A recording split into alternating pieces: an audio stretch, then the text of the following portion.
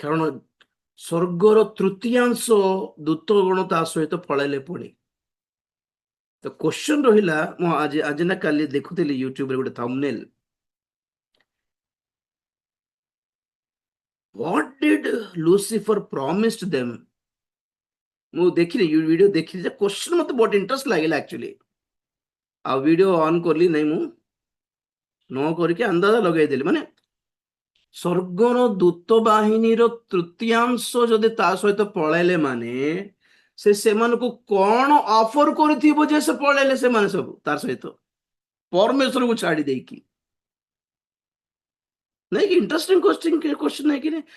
ସ୍ୱର୍ଗୀୟ ଦୂତ ବାହିନୀ ମଧ୍ୟରେ ସ୍ୱର୍ଗରେ ଗୋଟେ ଭଲ ପ୍ଲେସରେ ଗୌରବ ପୋଜିସନରେ ଥିବା ଦୂତ ମାନେ ମଧ୍ୟ ଆପଣ ଗୌରବ, ଆପଣ ସ୍ଥାନ, ଆପଣର ମହତ୍ଵ ଆଉ ଈଶ୍ୱରଙ୍କର ସାନ୍ନିଧ୍ୟ ଛାଡିକି ଯଦି ସେମାନେ ଶୈତାନ ସହିତ ଲୁସିଫର ସହିତ ପଳେଇଲେ ମାନେ ଡେଫିନେଟଲି ସେମାନଙ୍କୁ କିଛି ଅଫର ଦେଇଥିବ, ମୋ ସାଙ୍ଗରେ ଆସିଲେ ତମକୁ କଣ କଣ ଲାଭ ବେନିଫିଟ ମିଳିବ ଜଣାଇଥିବ। ସେ କଣ ହେଇଥିବ ବୋଲିବାଟା କ୍ୱେଶ୍ଚନ ଦେଖିଲି ମୁଁ, ଆଉ ଇଣ୍ଟରେଷ୍ଟ ଲାଗିଲା। କେବେ ଆମେ ଏ ବିଷୟରେ ଅଧ୍ୟୟନ କରିବାକୁ ନଥିଲୁ ବୋଲି, ଆଉ ମୁଁ ଖୋଲିକି ଦେଖିନି, କାରଣ ସେ ଖୋଲିକି ଦେଖିକି ଶିଖିକି ଶୁଣିକି କହିଲା ପରି କାହିଁକି ଥିବ।